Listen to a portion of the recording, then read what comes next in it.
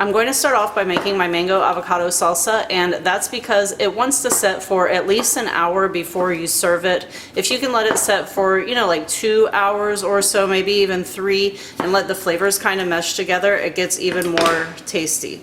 So for that, I am cutting up 1 mango, 1 avocado, and 1 shallot. Add some fresh lime juice and salt to your own taste. I like about a tablespoon of lime juice in mine, and I don't know, maybe 1/4 to 1/2 teaspoon of salt, but I just add a little and then I taste it, and add a little and I taste it, because obviously how sweet the mango is and that kind of thing is going to affect how much salt you're going to want in there. Go ahead and flatten it out on top, and then take a piece of plastic wrap and try to put it directly onto the mangoes and avocados. This is going to help the avocados keep from turning brown while they're in the refrigerator for the next little while. So this is going to go into your fridge, like I said, for at least an hour, and go ahead and put another piece of plastic wrap on top of it too. For our spice rub, we're going to have 1.5 teaspoons of smoked paprika, 2 teaspoons of regular sweet paprika, 1 teaspoon of garlic powder, 1 teaspoon of onion powder, a teaspoon of cumin, 1/2 teaspoon of chili powder, and 1/4 teaspoon of cayenne, and obviously if you want it to be spicier, add more. 1/2 teaspoon of coriander, 1 teaspoon of oregano, and 1/2 teaspoon of black pepper, a teaspoon of salt, and 1.5 teaspoons of brown sugar. Mix this up. You probably will not need all of this for your fish, but you can store whatever is left in an airtight container for a few months. It should be good for 5 or 6 months really if your spices are all fresh.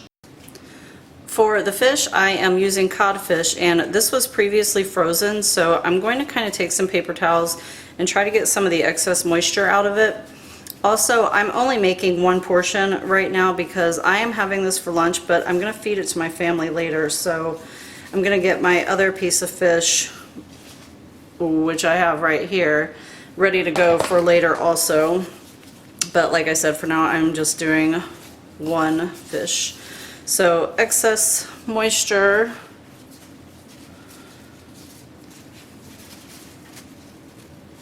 And then you can do this 2 different ways. If you want to season it like it is, that's fine. Or if you want to cut it into strips, it just really depends on how much of the seasoning you want. I'm actually going to cut it like this size-ish, because I don't want it over seasoned, but I do want it seasoned well. So this is going to be plenty for 1 taco. And I'm just going to go ahead and hit it up with some of the seasoning from earlier. I'm going to get it all the way around. Make sure that you're using clean gloves if you were just handling your fish. Okay, so once I have this nice and covered, I do want to go ahead and press down on that just a little bit, help it kind of stick to the fish. Pick up what I have in there. I'm going to put this back into the refrigerator for about 15 or 20 minutes to let it soak up some of that flavor, and then we'll cook it. So here we are, nice hot pan, 15 minutes later. Make sure you have some kind of oil down in the pan. A neutral oil is best, like canola oil. I'm using olive oil because I am avoiding seed oils right now, but you could also use tallow, ghee, whatever you want to use here. 2 to 3 minutes on side 1. And flip, and that is beautiful. You probably only need a minute or so on the other side, and I believe this is good to go here. So I'm going to let that fish rest for, I don't know, like at least 5 minutes before I cut into it. So let's go ahead and flake him apart a bit. Oh, he's beautiful inside. Look at that. Nice medium. So let's assemble this bad dude. I have my flour tortilla. You can obviously use corn or whatever you're into. I'm going to add some shredded cabbage right on top of that.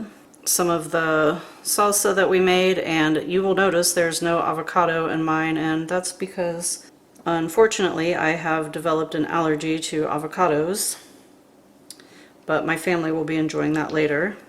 I'm going to give it a squeeze of lime.